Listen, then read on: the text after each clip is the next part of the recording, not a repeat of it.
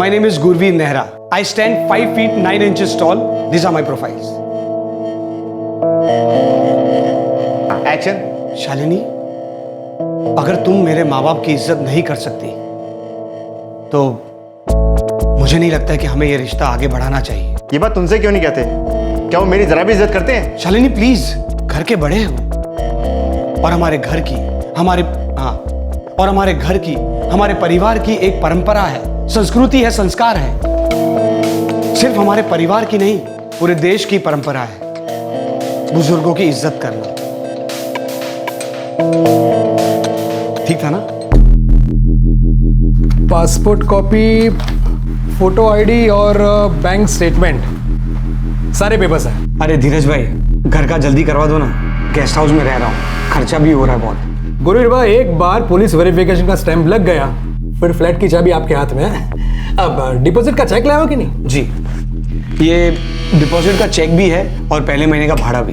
Very good, कल तक flat मिल जाएगा। और एक्टिंग वैक्टिंग कैसी कर रही है?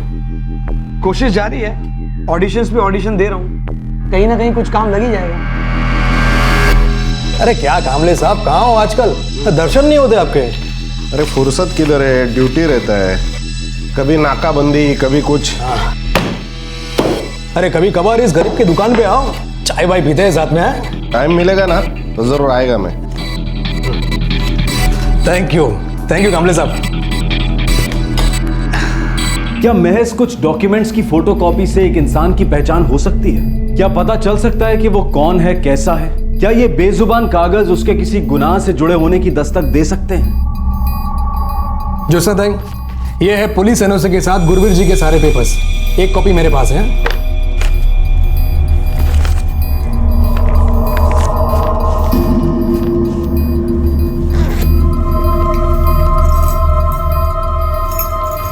हे सगळं ठीक आहे, पण हे बघा, मैं पहले साफ साफ बता देती हूँ, मेरे घर में पार्टी वार्टी, दंगा मस्ती, लड़कियां वड़कियां ये सब नहीं चलेगा। अगर सोसाइटी वालों ने बॉम्ब कर दी तो मैं सुनने वाली नहीं हुआ। अरे आंटी, आप कोई भी बात का टेंशन मत लो। अगर सोसाइटी वाले ने मेरे खिलाफ एक भी कंप्लेन आपको की तो दूसरे दिन आप चाबी मुझसे ले लेना, बस। मान लीजिए कि उस व्यक्ति का क्रिमिनल बैकग्राउंड हो, तो वो कभी कानून की गिरफ्त में आया ही ना हो, तो उसकी पहचान के दस्तावेज उसके मुजरिम होने का सच बता ही ना पाए, तो कभी पुलिस उस तक पहुंच ही ना पाई हो, या फिर उसके बैकग्राउंड की जांच गहराई से ना की गई हो, तो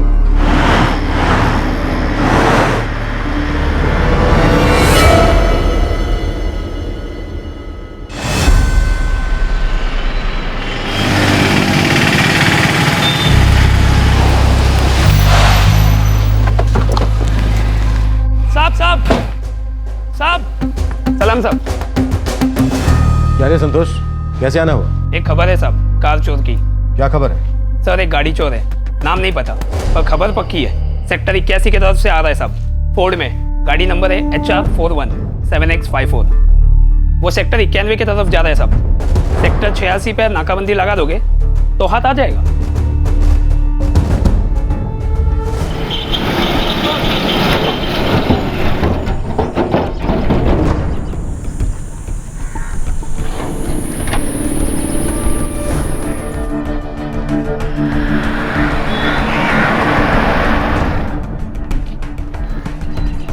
खबर पक्की भी है या फिर टाइम पास? सर शायद चोर पहले भाग गया। सर वो देखिए, लगता है खबर पक्की है।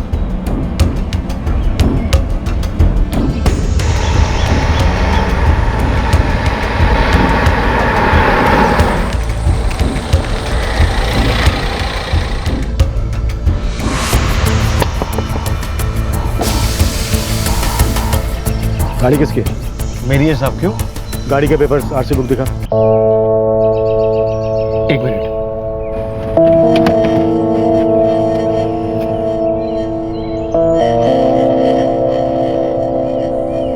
क्या है ये? हाँ? ये आरसी बुक है HR548Y65 की। ये गाड़ी भी दूसरी है और मॉडल भी दूसरा है। अरे सॉरी, भूल से दूसरी गाड़ी की आरसी बुक दे दी। एक मिनट।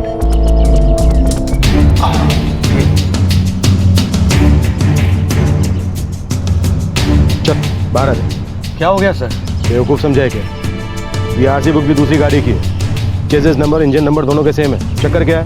और तू है कौन? अरे साहब, एक्चुअली वो मैं आरसी बुक लाना भूल गया हूँ। मैं एक्टर हूँ और गाड़ी मेरी है। एक्टर है तो एक्टिंग तो ठीक से कर ले। चल अब थाने में चल के एक्टिंग दिखा। आजा। सर मैं सच बोल रहा हूँ, मैं मुंबई में रहता हूँ, एक्टर हूँ और यहाँ पर कुछ दिनों से कुछ काम के लिए आया हूँ। गाड़ी किसकी है? जल्दी बोल। दोस्त की है सर। नाकाबंदी पे तो आरसी बुक ऐसे दिखा रहा था जैसे गाड़ी तेरे बाप की हो। एक्चुअली सर वो आरसी बुक और पेपर्स डैशबोर्ड में रखे होते हैं, तो मुझे लगा मेरे दोस्त ने भी वहीं रखे होंगे। फटाफट अपने दोस्त का नाम और नंबर बोल।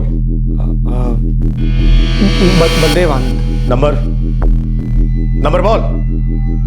4443639 आपके द्वारा डायल किया गया नंबर वैध नहीं है। सर ये नंबर मौजूद नहीं है। इसका दोस्त भी मौजूद नहीं होगा, है ना? नहीं सर, मैं सच बोल रहा हूँ, मैं मुंबई से आया हूँ, मैं एक्टर हूँ।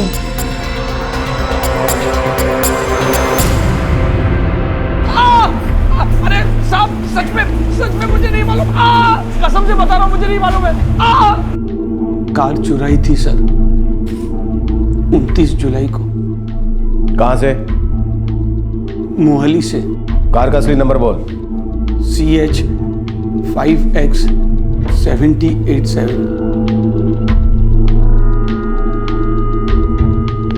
हाँ कुलदीप, 30 जुलाई की रिपोर्ट है। गाड़ी है फोर्ड आइकॉन, नंबर है CH 5X 7087। गाड़ी मार्केट एरिया से चोरी हुई थी। ठीक है सर, ये फोर्ड गाड़ी चोरी तो हुई थी। मोहाली थाने में इसकी रिपोर्ट भी दर्ज है, लेकिन इस बंदे का कहीं कोई रिकॉर्ड नहीं, ना मोहाली में, ना चंडीगढ़ में और ना ही पंचकुला में। पहली बार हाथ मारा है। बंदा नया है पर है स्मार्ट। वैसे तो एक्टर कहता है अपने आप को, पर कार क्यों चुराई इसने? गुरवीर नेहरा जो अपने आप को एक्टर बता रहा था, पंचकुला में एक गाड़ी की चोरी के लिए पड़ा गया। क्या वो कोई छोटा मोटा चोर चक्का था? मैं गाड़ी बेचने ही वाला था सर। अब तक और कितनी गाड़ियां चुराई हैं? कभी नहीं साहब, पहली बार लाइफ में पहली बार हाथ मारा था। दो गाड़ियां और चुराई थी। कब और कहां से? 2009 में जून एक एसिड उठाई थी सेक्टर 96 चंडीगढ़ से।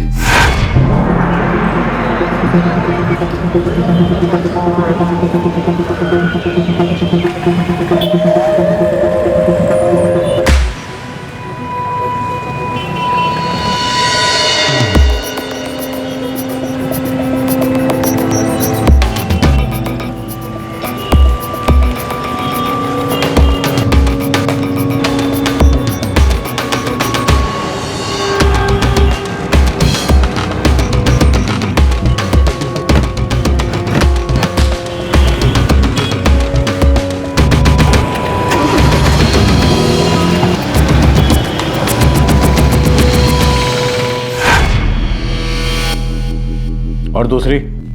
जुलाई 2010 में। कहां से? पंचकुला सेक्टर 97 से एक क्लब के बाहर से ब्लैक कॉलेज उठाई थी।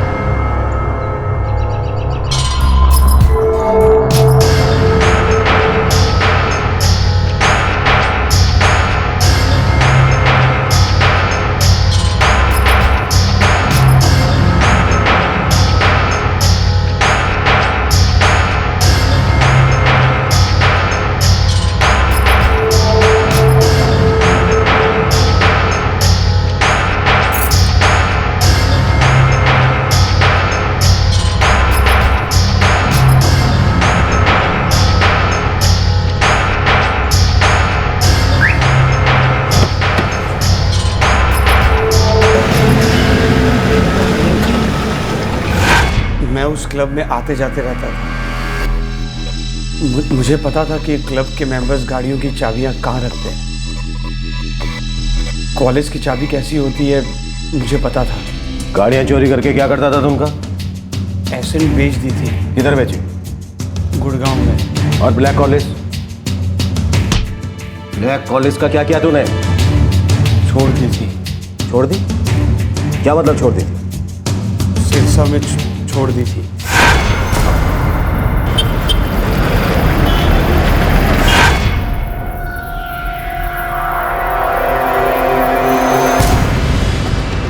बंदा टेढ़ा लगता है, आधी बात बता रहा है और आधी छुपा रहा है। खोदेंगे तो बहुत कुछ बाहर निकलेगा सर। एक बंदा जो गाड़ी चुरा कर बेच देता है, वही बंदा ब्लैक कॉलेज को सिरसा में क्यों छोड़ देगा? कुछ तो वो छिपा रहा है। सेक्टर 97 के क्लब के बाहर से वो ब्लैक कॉलेज चुराता है और सिरसा में छोड़ देता है। सच बोला सर। कसम से बता रहा हूं, मुझे नहीं मालूम है। साहब सच में मुझे नहीं मालूम।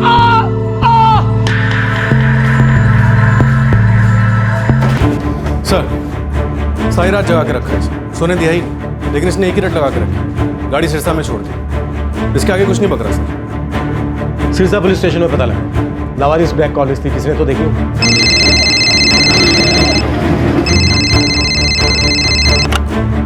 Sirsa police station. PSI Kuldeep Arora, sector 78 Panchkula. हाँ बोलिए अरोड़ा साहब। एक इन्फॉर्मेशन चाहिए थी। जुलाई 2010 की बात है, कुछ 1.5 साल पहले ब्लैक कलर की एक कॉलेज सिरसा में लावारिस छोड़ी गई थी। जी हाँ हमें मिली थी, मुझे साफ याद है क्योंकि ये आज तक हमारे कंपाउंड में लावारिस ही पड़ी है, कोई लेने नहीं आया ऐसे। ये जुलाई 2010 में मिली थी, किसी लोकल आदमी ने फ़ोन किया था इस गाड़ी के बारे में। ठीक है, हम लोग आ रहे हैं उस गाड़ी को देखने।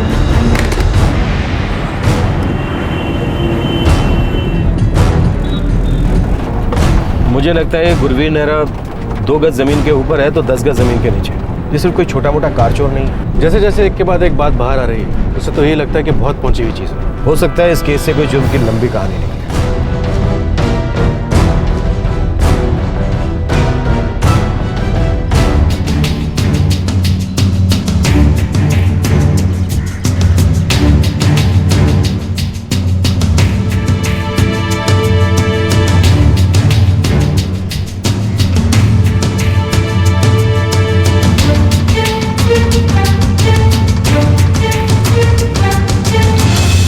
हमने RTO से पता किया, ये नंबर नकली है और गाड़ी के अंदर से भी ऐसा कुछ नहीं मिला जिससे शक पैदा हो।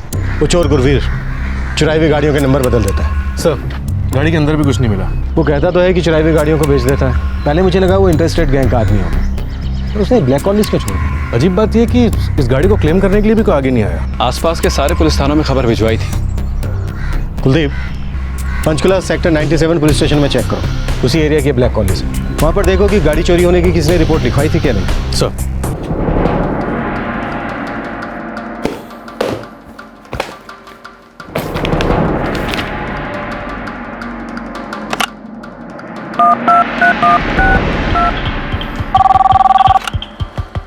Police sub inspector Kuldeep Arora, sector 78 Panchkula. Police sub inspector Harjinder Singh बोल रहा हूँ, सेक्टर 97 से। हाँ हरजिंदर, कुछ पता चला उस ब्लैक कॉलेज के बारे में? एक रिपोर्ट है ब्लैक कॉलेज चोरी होने की। 28 जुलाई 2010 को क्लब 97 के बाहर से चोरी हुई थी। और वो ब्लैक कॉलेज सिरसा में लावारिस पड़ी मिली थी। अजीब बात है, यहाँ ब्लैक कॉलेज से जुड़ी एक और रिपोर्ट है, अलग केस है। कौन सा केस? सर हमारा शक सही निकला, ब्लैक कॉलेज से जुड़ा हुआ एक और केस है। गुरवीर के कारनामों का पिटारा खुलने लगा।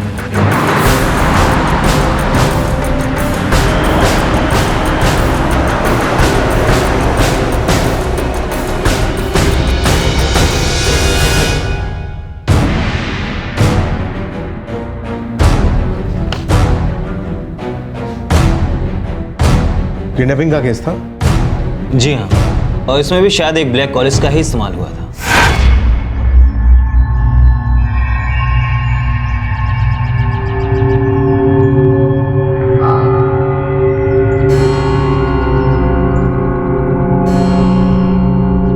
सिर्फ एक छोटा सा शक कि गुरवीर सिर्फ कार की चोरियों में शामिल नहीं हो सकता। इसी शक के आधार पर जांच शुरू हुई और जुर्म का पिटारा खुलने लगा। गुरवीर द्वारा जुलाई 2010 को चुराई गई गाड़ी का जिक्र एक किडनैपिंग केस में मिला और तहकीकात का पहिया तेजी से घूमने लगा। नहीं सर, मैं कसम खा के कहता हूँ, मुझे तो पता भी नहीं कोमल कौन है। मैंने तो उसका नाम भी नहीं सुना है कभी। सर मैं सच बोल रहा हूँ, मेरा किसी भी किडनैपिंग में हाथ नहीं है। देख, तुझे एक और चांस दे रहा हूं, सब कुछ सच सच उगल दे। क्या क्या करता था उन चुराई हुई गाड़ियों से? अगर मुझे बाहर से पता चला ना, तो समझ ले तेरे अस्थि पंजर बाहर करके दम दूंगा। सर आप मेरा विश्वास कीजिए, मैं सिर्फ गाड़ियाँ चुराता हूँ, मेरा कोई गैंगमैन भी नहीं है। मैंने और कोई जुर्म नहीं किया है, कसम से।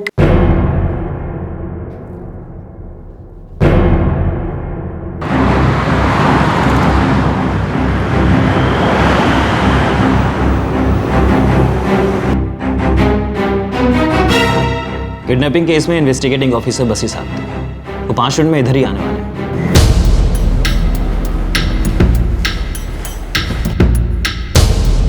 ये बच्ची कोमल 29 जुलाई 2010 को अगवा हुई थी।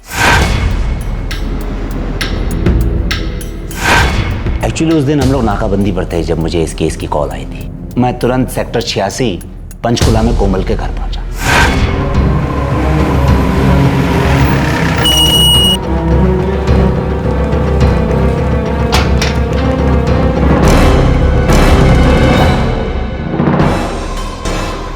मैं फैक्ट्री में था, तभी मेरी पत्नी कोमल की मां सिमरन का फोन आया और इसने मुझे बताया कि कोमल कहीं मिल नहीं रही। ये सब कितने बजे हुआ था?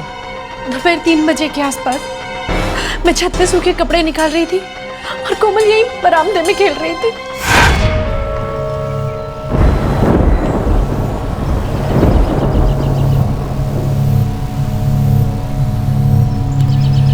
ओए कोमल, चल अंदर चल, बहुत जोर से बारिश होने वाली है। सिर्फ 5 मिनट में आई।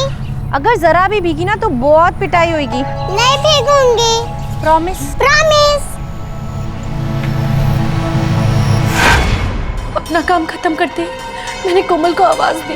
कोमल कहाँ चली गई? कोमल, कोमल, कोमल,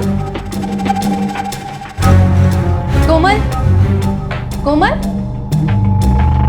कोमल, कोमल, कोमल, कोमल, कोमल, कोमल, कोमल, कोमल, कोमल, कोमल बेटा, कोमल बेटा। क्या हुआ भाभी जी? अरे मेरी बच्ची कोमल कहीं दिख नहीं रही है। अभी 2 मिनट पहले यहाँ बरामदे में खेल रही थी। तुमने देखा क्या कहीं उसे? नहीं भाभी, कोमल बिटिया को तो नहीं देखा, लेकिन एक काले रंग की कॉलेज आपके घर के बाहर देखी थी।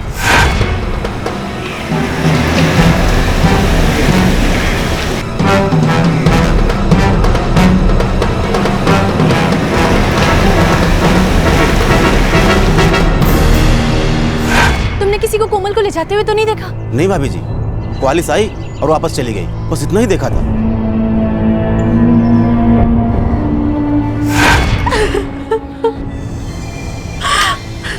फिर इसने मुझे फ़ोन किया और मैंने आप लोग को यहाँ बुला लिया।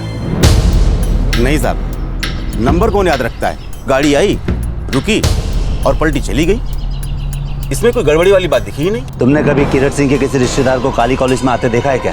साहब अब इतना ध्यान कहाँ जाता है? हमें लगा कि कोई करीबी रिश्तेदार या सगे वाला ही होगा, क्योंकि उस दिन बच्चे की मां सिमरन वहीं छत पर कपड़े सुखा रही थी और उसने कोई चीखने चिल्लाने की आवाज भी नहीं सुनी। और केस अगले दिन क्लोज भी हो गया? हाँ।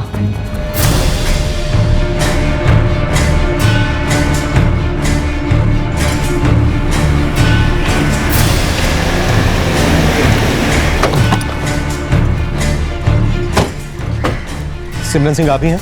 जी मैं ही हूँ। क्या बात है? हमें आपसे और आपके पति किरण सिंह से कुछ बात करनी है। लेकिन वो तो फैक्ट्री में अभी। तो बुलाइए उनको, बात कुछ अर्जेंट है। किरण सिंह जी, आपकी बेटी की किडनैपिंग का केस अगले दिन ही क्लोज हो गया? जी हाँ। क्यों? देखिए, हमारे लिए जानना बहुत ज़रूरी है कि केस क्लोज क्यों हुआ। केस आपके लिए शायद क्लोज हो गया हो, लेकिन उसकी दस्तक आज भी कहीं सुनाई दे रही है। मुझे आज भी वो तारीख याद है। अगले दिन 30 जुलाई को सुबह फ़ोन आया था।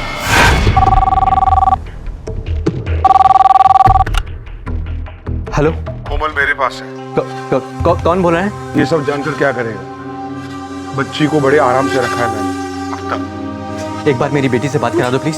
अरे बच्ची वापस चाहिए कि नहीं? मुझे एक बार कोमल से बात करने दो, मुझे एक बार कोमल से बात देखो प्लीज, मुझे मेरी बेटी से एक बार बात करा दो। अरे मैंने कहा ना तुम्हारी बच्ची को मैंने प्यार से रखा है, मैं कोई हैवान नहीं हूँ। तुम चाहते क्या हो? 10 लाख। 10 लाख? क्यों, ज्यादा लग रहे हैं? अरे इतने बड़े बिजनेसमैन हो, पैसे वाले हो, बच्ची की जान की कीमत 10 लाख नहीं दे सकते? ठीक है, मैं तुम्हें 10 लाख रुपए देता हूँ, लेकिन मेरी बच्ची को कुछ नहीं होना चाहिए। 10 लाख दे दे, अपनी बच्ची को घर ले जा। पुलिस को बीच में लाया तो फिर मैं कोई बात की गारंटी नहीं दे सकता। नहीं, पुलिस बीच में नहीं आएगी। मैं तुम्हें 10 लाख रुपए देता हूँ। मेरी बेटी कोमल कहाँ है? हाईवे पर आ जाओ, वेलकम ढाबे के पास। कब आऊँ वहाँ? अब से 2 घंटे में। ठीक है, मैं आता हूँ। मुझे तुम्हारा मोबाइल नंबर दो, तुमको उसी पर कांटेक्ट करूंगा। उसने आपकी घर की लैंडलाइन पर फोन किया और आपसे आपका मोबाइल नंबर मांगा। जी हाँ, और उसने कहा था कि वो फोन करेगा। और उसके बताई हुई जगह पर आप फिरौती की रकम निकल गए। जी।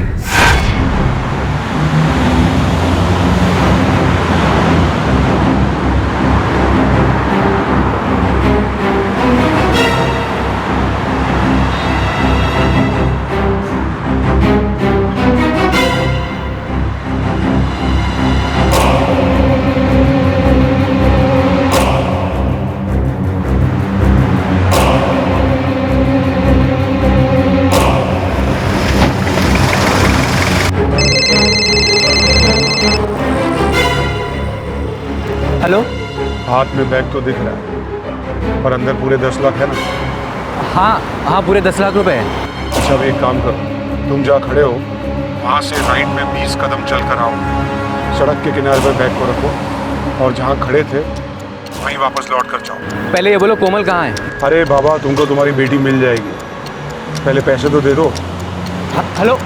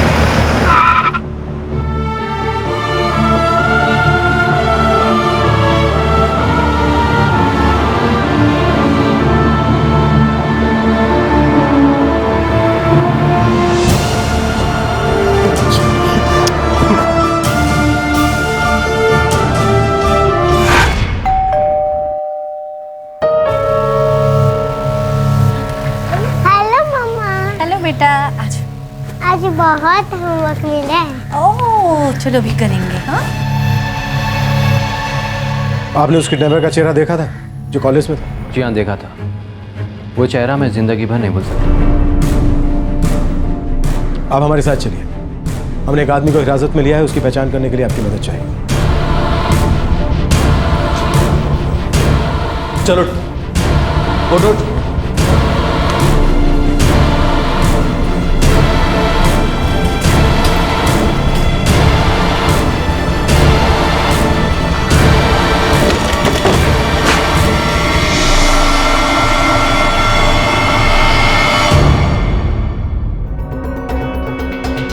यही था ब्लैक कॉलेज में?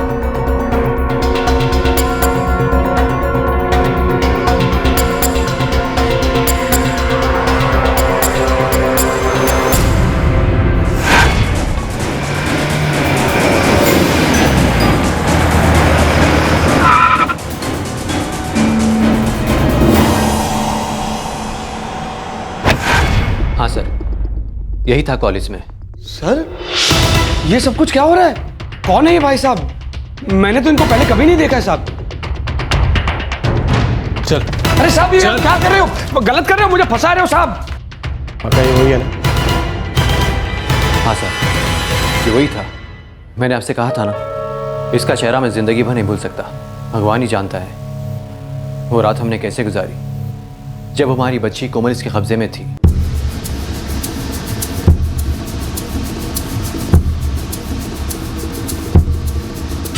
सर मैं फिर से कह रहा हूँ, मैं सच बोल रहा हूँ। मैं सिर्फ गाड़ियां चुराता हूँ, मेरा कोई किडनैपिंग विडनैपिंग के हाथ नहीं है।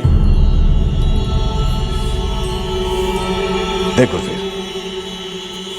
पहले तू कह रहा था कि तूने कोई कार नहीं चुराई, फिर पता चला तू तो एक नंबर का कार चोर, और अब पता चल रहा है कि तेरा हाथ तो किडनैपिंग में भी था।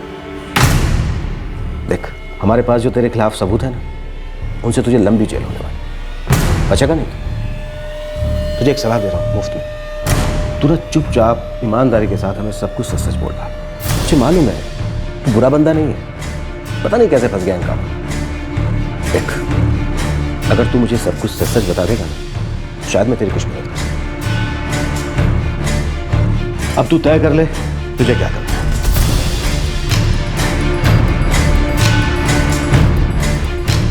तो बता, सच बोलेगा? और कितनी किडनैपिंग की तू, और कहाँ कहाँ? देख, मैं शराफत के साथ तेरे साथ पेश आ रहा हूँ, वो भी पुलिस वाला हूँ। मौके का फायदा उठा ले, सच बोल रहा। सर, वो एसेंट जो मैंने 2009 जून महीने में चुराई थी,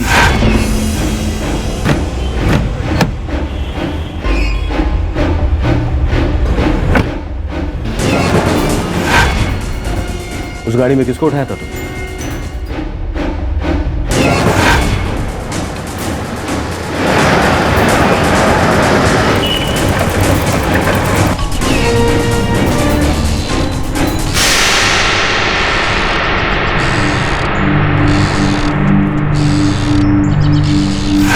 एक बच्ची थी श्रुति, पंचकुला सेक्टर 108 से उसको उठाया था। बड़ी ही शांति से गुरवीर अपना दूसरा जुर्म कबूल करता है। वो बताता है कि उसने 2009 में एक और बच्ची श्रुति का अपहरण किया था, कोमल के अपहरण से 1 साल पहले। क्या वो सच बोल रहा था या कोई कहानी गढ़ रहा था, या फिर अब भी वो जितना बता रहा था उससे कहीं ज्यादा छुपा रहा था? कौन थी ये लड़की श्रुति और क्या हुआ था उसके साथ?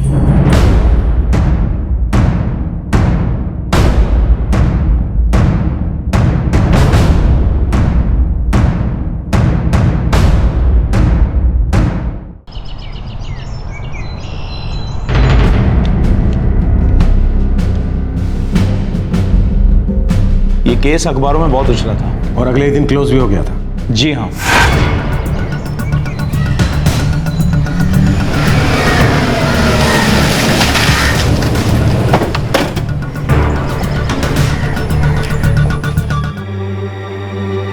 वो दोपहर में घर के बाहर बरामदे में झूला झूल रही थी।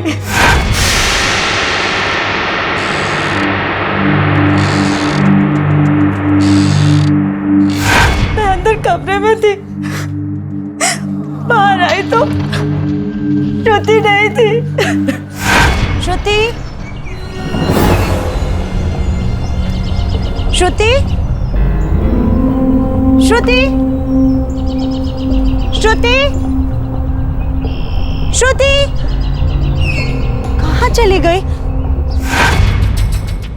जुर्म का वही तरीका जो कोमल को किडनैप करने में किया गया था। एक आई विटनेस भी था जिसने श्रुति को गाड़ी में ले जाते देखा था।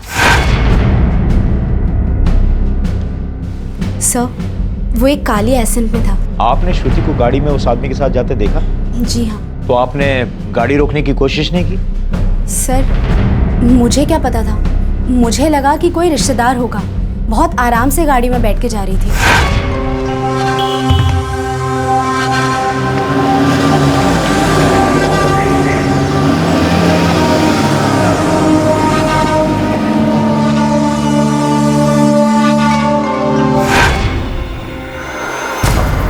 एक बात समझ में नहीं आ रही है, तूने उस बच्ची को अपने साथ आने के लिए तैयार कैसे कर लिया? बस एक एड्रेस पूछा था मैंने उससे।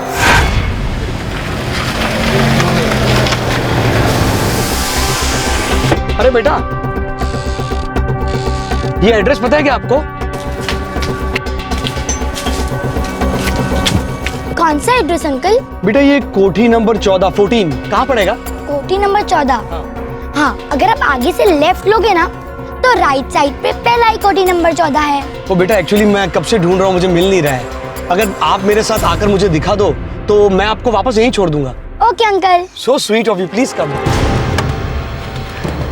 क्या नाम है बेटा आपका? श्रुति। श्रुति, वेरी नाइस नेम। और मेरी स्कूल का नाम KH।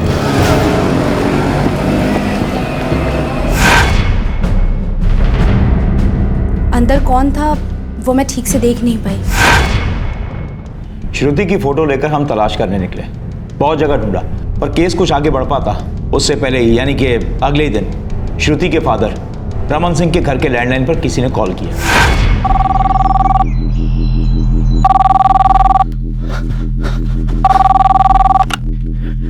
हेलो। बच्ची ने कल रात बड़े प्यार से खाना खाया, अब आराम से सो रही है। कौन हो तुम? कहाँ से बोल रहे हो? मालदार आदमी हो, 20 लाख रुपए दे दो और बच्ची को लेकर जाओ। पैसों की बात हो जाएगी, वो टेंशन नहीं है। तुम श्रुति से बात कराओ प्लीज। अगर आपने पैसे नहीं दिए और पुलिस को बीच में घसीटा तो मजबूरन मुझे बुरा आदमी बनना पड़ेगा। देखो देखो, तुम जहाँ कहोगे वहां मैं पैसे ले आऊंगा, लेकिन प्लीज मेरी श्रुति को कुछ मत करना। ठीक है, अपना मोबाइल नंबर दो। हाँ हाँ। जिस मोबाइल से रमन सिंह को फोन किया गया था वो कभी ट्रेस नहीं हो पाया। नया सिम था जो सिर्फ एक दिन इस्तेमाल हुआ था।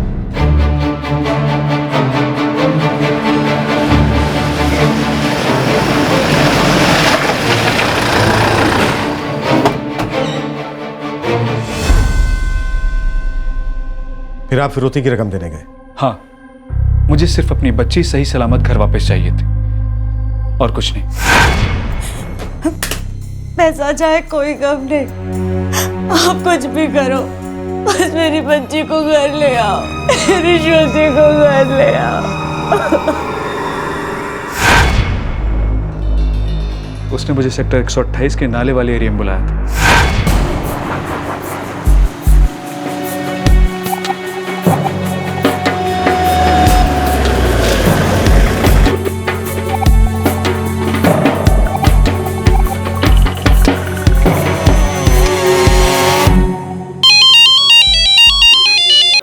हेलो।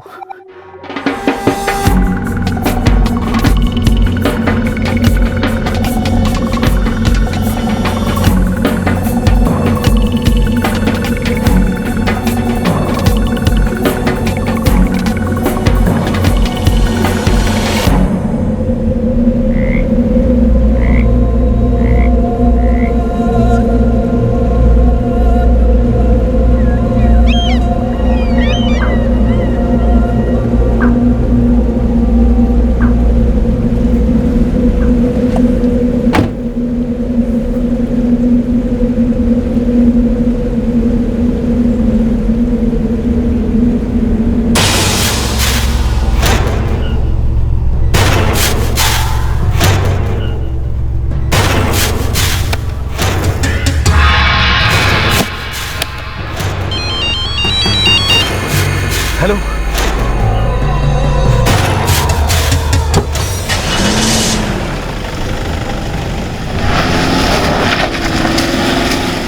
उसने मुझे फोन पर कहा मेरी बच्ची श्रुति सड़क के किनारे मेरी राह देख रही है।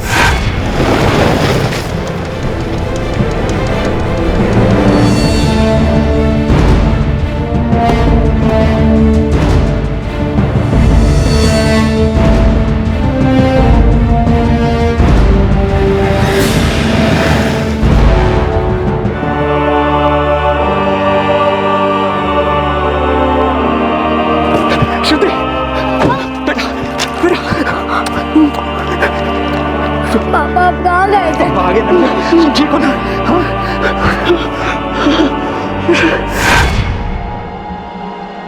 पैसा चला गया पर कोई गम नहीं, बच्ची सही सलामत घर वापस आ गई। हमारे लिए उतना ही बहुत था।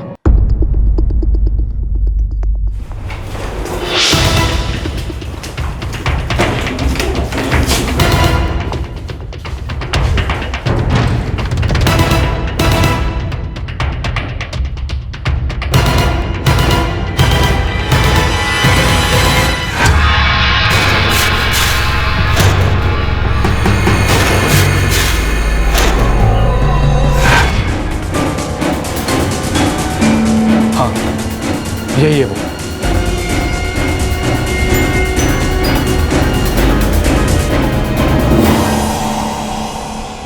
अपहरण के 2 अलग अलग केसेस, पर तरीका एक, फिरौती की रकम मिलने के बाद बच्चों को लौटा दिया गया। गुरवीर मुंबई में स्ट्रगलिंग एक्टर जरूर था, लेकिन उसकी जो कहानी पुलिस के सामने आई वो किसी सीरियल या फिल्म की कहानी नहीं थी। गाड़ी चोर और अपहरणकर्ता किसी सीरियल का पात्र नहीं, बल्कि इस कहानी का एक्टर एक बहुत ही शातिर और चालाक मुजरिम था। गुरवीर के जुर्म के किस्से सुनकर पुलिस पूरी तरह से शॉक्ड रह गई। अब सवाल ये उठ रहा था कि अभी और कितने शौक बाहर आने बाकी थे।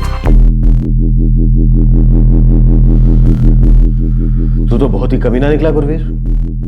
अभी कोई और भी कारनामा बाकी है? एक और, बस एक और।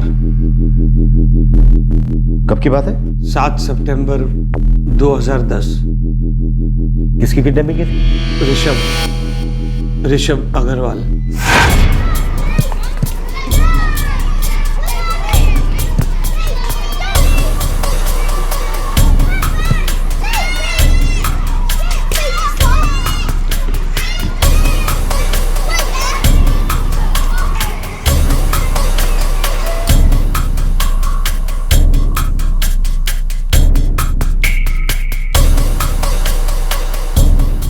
तूने बहुत अच्छी कीपिंग की। Keep it up. मैं बहुत अच्छा स्ट्राइकर बन सकता हूँ। चल बाय बाय।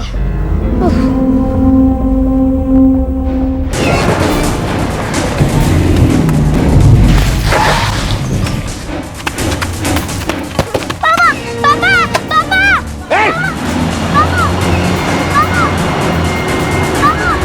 कोई रोको इसे।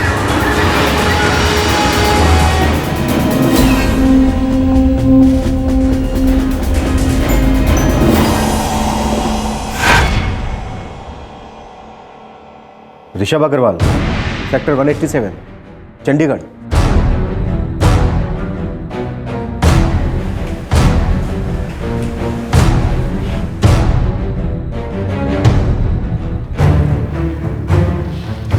लोडा सच बोल रहा है। ऋषभ अग्रवाल की किडनैपिंग सचमुच में हुई थी नवंबर 2010 में, और वो केस अगले दिन ही क्लोज हो गया था।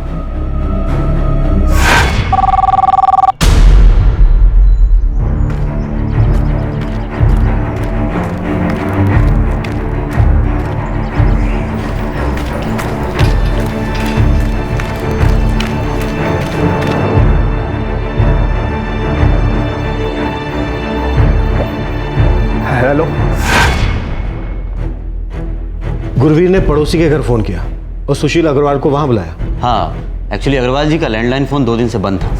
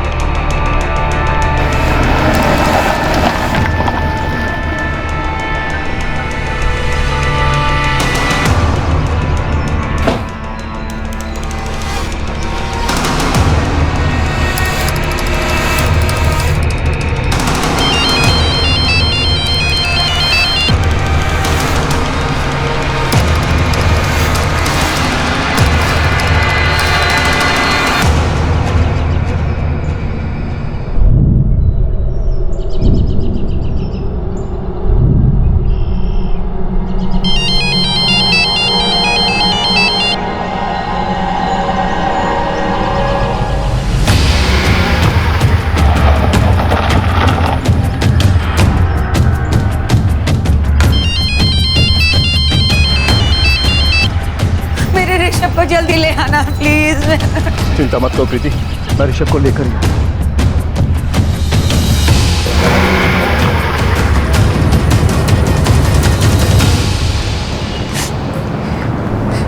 यार किस झंझट में फंस गया है।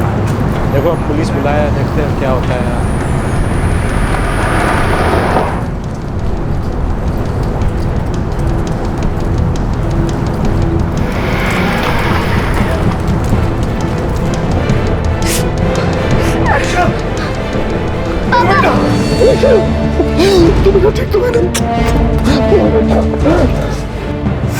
उस आदमी ने ऋषभ को नाई की दुकान पर छोड़ दिया और उसके बाद सुशील अग्रवाल को बुलाया और बताया कि वो बच्चा वहां से उठा ले, और खुद वहां से चला गया। ऋषभ लगातार रो रहा था तो नाई को शक हुआ। उसने पुलिस को फोन करके बताया कि कोई उसके यहाँ एक बच्चा छोड़कर चला गया जो बहुत रो रहा है।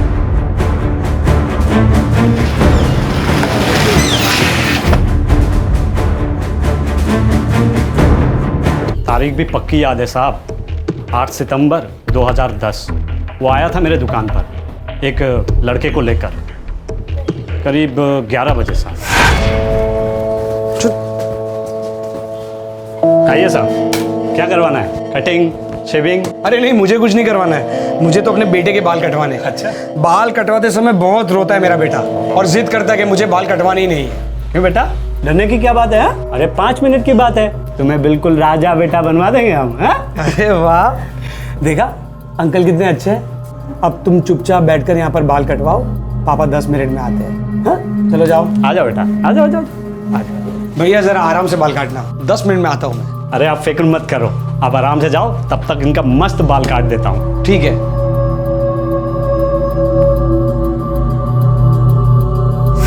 पापा अभी आ जाएंगे ऐसा कह के बंदा निकल गया साहब। हमें लगा वही पापा है, कैसे पता चलता साहब कि वो लड़का अगवा हुआ है। थोड़ी देर बाद वो लड़का रोने लगा।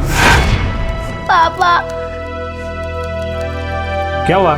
क्या हुआ बेटा? रो मत, ऐसे बाल काट दूंगा कि पता भी नहीं चलेगा, बिल्कुल नया स्टाइल बना दूंगा तुम्हें। और पापा बोल के गए थे ना जल्दी वापस आ जाएंगे। वो मेरे पापा नहीं है, वो मुझे उठा के लाए।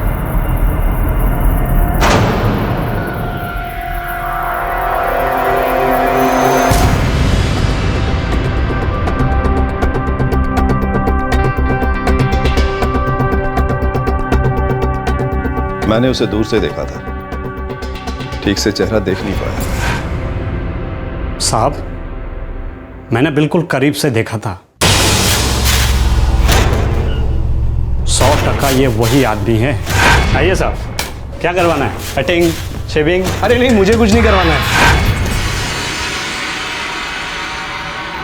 बस सर, ये 3 ही बुरे काम थे जो मैंने किए, बाकी मैंने और कुछ नहीं किया।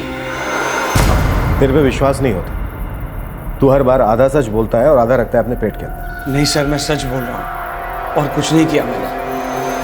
तू हर बार लोगों की लैंडलाइन पर फोन करता था, उसके बाद मोबाइल नंबर लेता था। बस तूने एक बार पड़ोसी के घर की लैंडलाइन पर फोन किया, ये क्या चक्कर था?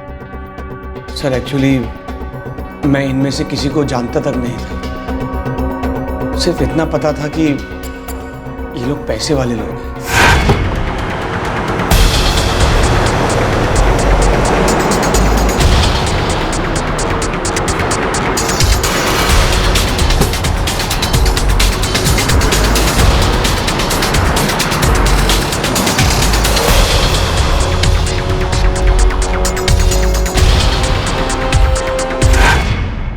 नाम पता होता था और ये कि पार्टी पैसे वाली है।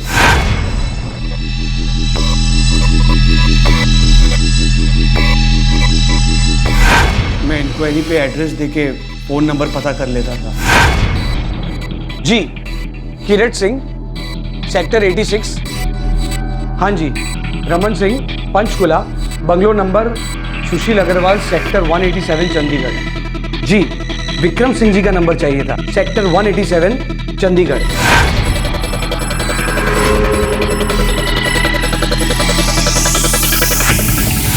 सुशील अग्रवाल के घर का नंबर आउट ऑफ सर्विस था, तो मैंने उनके पड़ोसी का नंबर ले लिया। अब तू ये बोल कि मुंबई में कहाँ रहता है?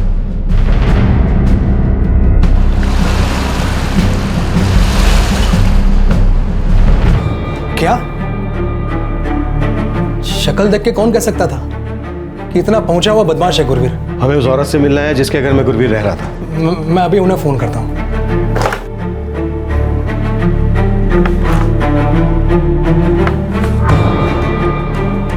भाई, ऐसा आदमी मेरे घर का किराएदार था, लेकिन आपने तो बताया था ना कि उसका पूरा पुलिस वेरिफिकेशन हो गया करके।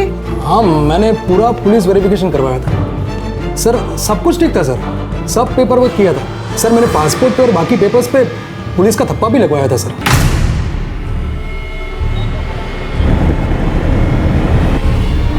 सर, ये गुरवीर बड़ा शातिर है, इसकी जन्मपत्री पर पुलिस का ऐसा ठप्पा लगेगा कि कभी बच नहीं पाएगा। इसकी चार्जशीट इतनी तगड़ी बनेगी कि कड़ी से कड़ी सजा मिलेगी। ऐसे लोगों का खुलेआम घूमना खतरे से खाली नहीं।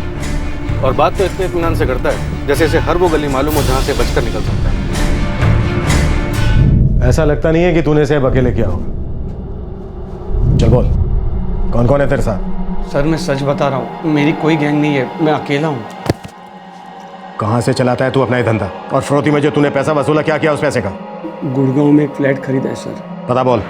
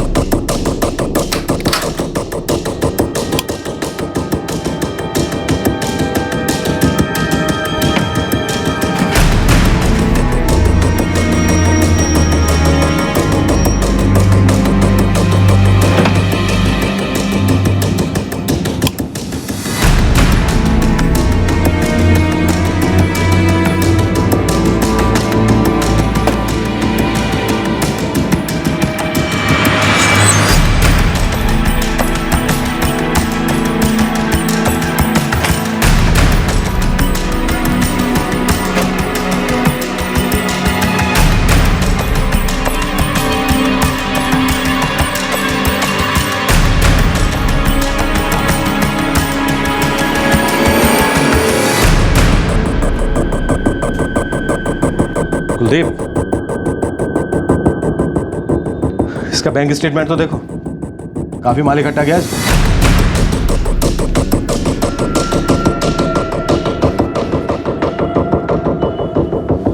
सर ये पासपोर्ट मिला है।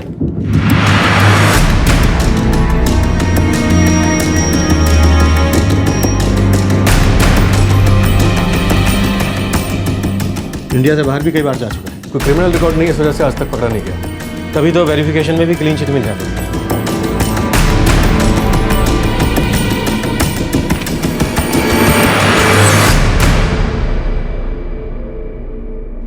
सर ये देखिए,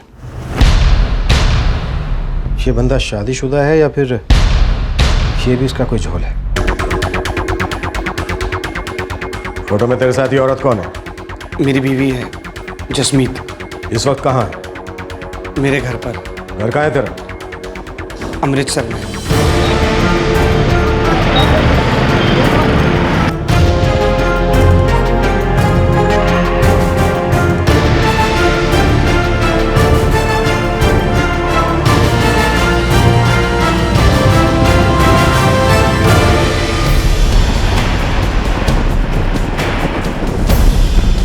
जी ठीक है, हम अभी आते हैं। Thank you sir. एक नई इन्फॉर्मेशन आई, गुरवीर के घर जाने से पहले हमें अमृतसर पुलिस स्टेशन का चक्कर लगाना होगा। क्यों? अब कौन सा गड़ा मुर्दा बाहर आया? सर अभी तक तो इसका नाम किडनैपिंग केस में आ रहा था, लेकिन अब लगता है इसकी जिंदगी एक दलदल है। मतलब? 3 अपहरण, गाड़ियों की चोरियां, ये तमाम जुर्म सामने आने के बाद और भी अभी कुछ ऐसा था जो पुलिस के सामने आना बाकी था। पुलिस हैरान रह गई थी कि इतनी लंबी जुर्म की दास्तान के बाद भी ये इंसान खुलेआम कैसे घूम रहा था।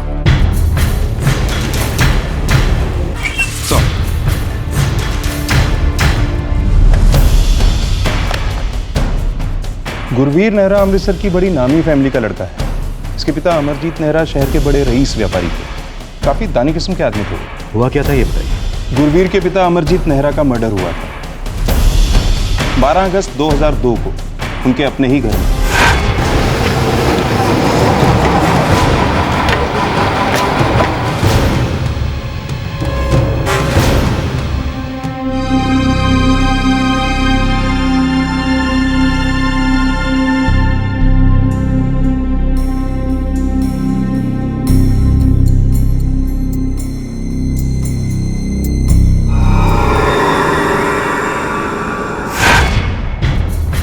मर्डर रात को हुआ घर के अंदर, और फैमिली में किसी को कुछ अंदाजा नहीं था कि इतनी रात को कोई घर में घुसा कैसे।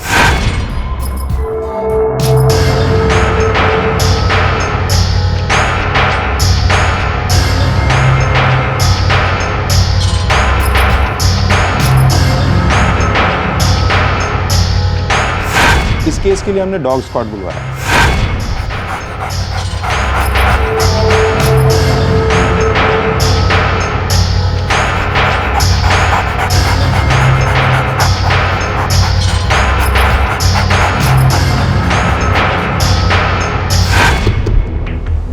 स्निफर डॉग घर के अंदर ही इधर उधर घूमता रहा, जिससे हमें पक्का शक होने लगा कि यह काम घर के ही किसी आदमी ने किया था।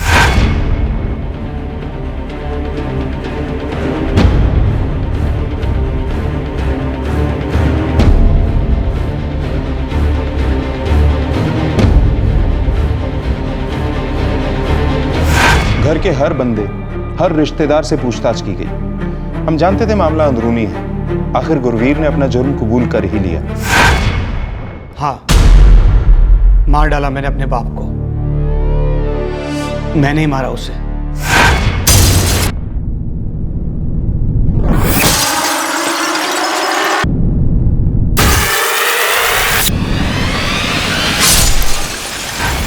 पैसा इतना था घर में कि पूछो मत, पर वो पैसा हमारे लिए नहीं था, दुनिया भर में बांटने के लिए था। चैरिटी करते थे वो, और घर के अंदर खुद की औलाद एक एक चीज के लिए मोहताज। सर, दुनिया वालों को क्या पता कि घर के अंदर के हालात कैसे हैं। जग भराई के लिए हाथ खुला और घर वालों के लिए मुट्ठी बंद। इतना कुछ होने के बाद भी उसे सजा नहीं हुई? शातिर है, पढ़ा लिखा है, कानून से खेलना आता है उसको। नो सर, पुलिस ने मुझे फंसाया है, जबरदस्ती ये सब कुछ कहलवाया है। पर बयान पे तुम्हारे दस्तखत हैं। सर, लॉकअप में पुलिस कुछ भी करवा सकती है, बयान भी, दस्तखत भी। पुलिस वालों ने मेरे घर वालों का जीना हराम कर दिया था। मेरी माँ को टॉर्चर करते थे, मुझसे ये सब कुछ बर्दाश्त नहीं हुआ, इसीलिए उन्होंने जो कुछ कहा मैंने किया। सर, सच तो ये है, पुलिस मेरे पिता के खूनी को पकड़ ही नहीं पा रही है, और इसीलिए सारा इल्जाम मेरे मत्थे मढ़ रही है।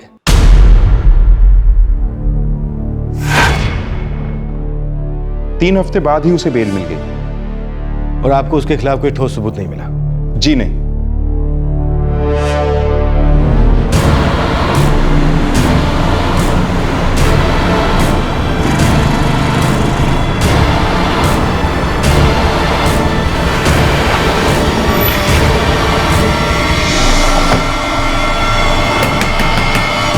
नहीं जी, मेरा बेटा ऐसा कभी कुछ नहीं कर सकता। देखिए जी, मेरे पति कोई चोर वोर नहीं है। वो कितनी मेहनत कर रहे हैं एक्टिंग में अपना करियर बनाने की। कमी ही क्या है हमारे पास? घर है, पैसा है, ऊपर वाले का सब कुछ दिया हुआ है। फिर वो पैसों के लिए ये सब क्यों करेगा?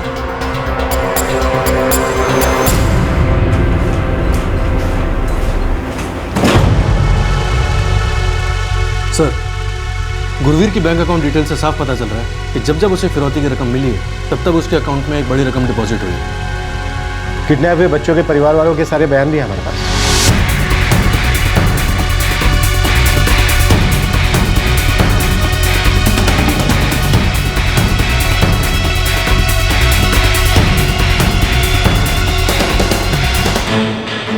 ये कई बार कानून को झांसा देकर बच निकला है, लेकिन इस बार नहीं। लेकिन एक बात समझ में नहीं आ रही है कि इतने बड़े घर का लड़का होकर ये इस तरह से मुजरिम क्यों हो गया। खैर, बड़े घर का हुआ तो क्या हो, आदमी खतरनाक, और ऐसे आदमी का बाहर रहना मतलब इसे जुर्म करने की आज़ादी देना। 10 लाख दे दे, अपनी बच्ची को घर ले जा। 10 लाख रुपए देता हूँ, बस कोमल को कुछ नहीं होना चाहिए। अरे क्या करेगा जानकर कि मैं कौन हूँ? 20 लाख रुपए दे दो और बच्ची को लेकर जाओ। हेलो,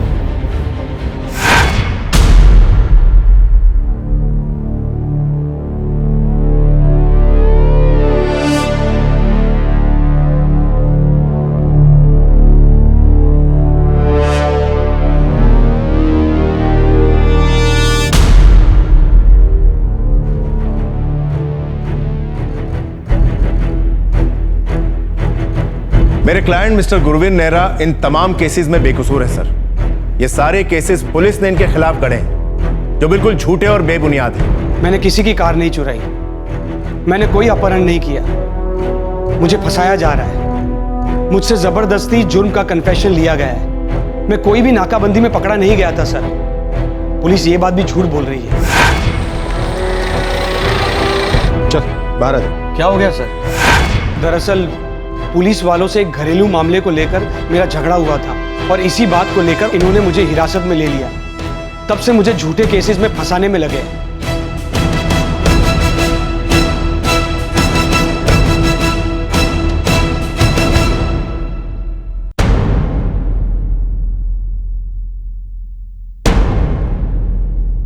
प्रोसिक्यूशन ने जो मुकदमा इस अदालत के सामने रखा है उसमें बहुत सी खामियां हैं, लेकिन गुरवीर नेहरा के खिलाफ कुछ ठोस सबूत भी सामने आए हैं जिनकी रोशनी में यह बात बिल्कुल साफ हो जाती है कि इन सारे अपहरण केसेस में गुरवीर नेहरा शामिल है।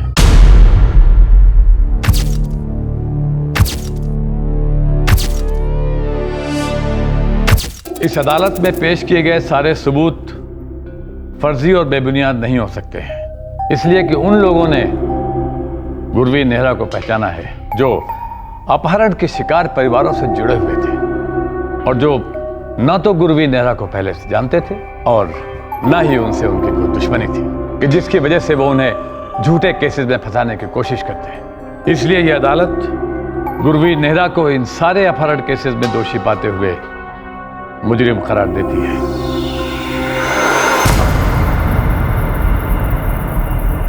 और फिरौती की रकम वसूल करने के लिए गुरवीर नेहरा ने जिस तरह से पीड़ित परिवारों पर दबाव डाला और उसके लिए जो रास्ते अख्तियार किए, उनको देखते हुए यह बात साफ जाहिर है कि अगर फिरौती की रकम ना मिलती तो गुरवीर नेहरा इससे भी संगीन जुर्म कर सकता था। इन सारे सबूतों और तथ्यों को ध्यान में रखते हुए ये अदालत गुरवीर नेहरा को सेक्शन 364A के तहत दोषी पाते हुए उम्र कैद की सजा देती है।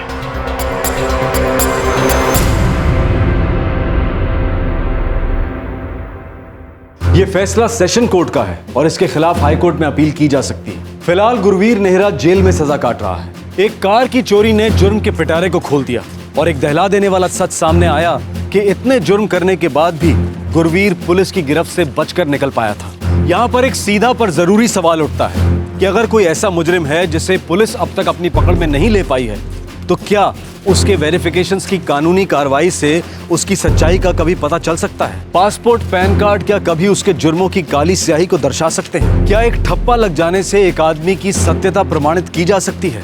यहाँ एक और जरूरी सवाल उठता है कि पुलिस की फाइल में कोई केस कब बंद होना चाहिए? अपहरणकर्ता अगर अपने शिकार को फिरौती की रकम मिलने के बाद छोड़ दे और वो सुरक्षित घर पहुंच जाए, तो क्या वो केस वहीं बंद हो जाना चाहिए? क्या ये एक बहुत ही खतरनाक सोच नहीं है? अक्सर मैन पावर की कमी की और भी एपिसोड देखने के लिए हमारे चैनल को सब्सक्राइब करें और बेल आइकन दबाना ना भूलें।